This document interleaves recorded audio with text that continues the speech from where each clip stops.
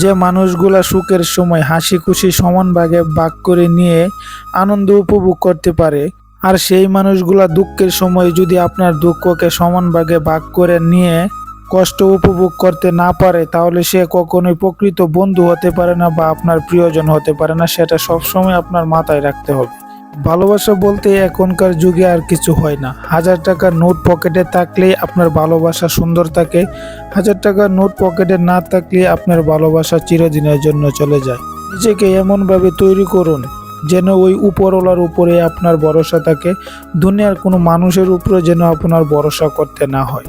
ছোটবেলায় বাবা মা আমাকে নিয়ে অনেক বড় বড় স্বপ্ন দেখতো, পড়ালেখা করে আমি অনেক কিছু করব।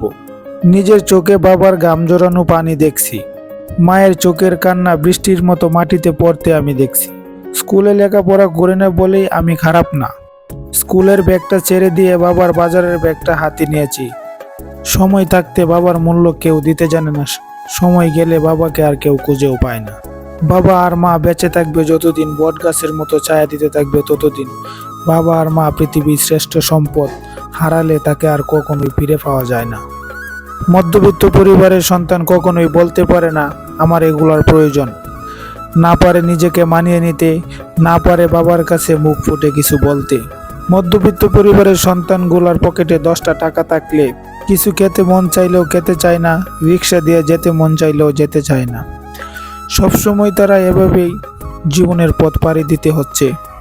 এই দুনিয়াটা বড়ই নিষ্ঠুর, কেউ কারো জন্য নয়। পৃথিবীতে অনেক ধরনের মানুষ আছে, কেউ ক্ষতি করতে ভালোবাসে, কেউ মানুষের উপকার করতে ভালোবাসে, দুটাই কিন্তু মানুষই করে। যে সকল মানুষগুলা বলে ভালোবাসতে সুন্দর মনের প্রয়োজন, অবশেষে তাদেরকেই দেখা যায় টাকাই সবচাইতে বেশি প্রয়োজন। ভবিষ্যতের কথা মানুষ চিন্তা করতে করতে সত্য কথাগুলো কোথায় যেন হারিয়ে যাচ্ছে। সত্য কথা বলতে গেলে মানুষ অনেকবার চিন্তিত হয়, আর মিথ্যা কথা বলতে গেলে মানুষের সেকেন্ডেরও প্রয়োজন নয়। জানি না এই সকল মানুষগুলোকে কখন আল্লাহ তাআলা হেদায়েত দান করবেন।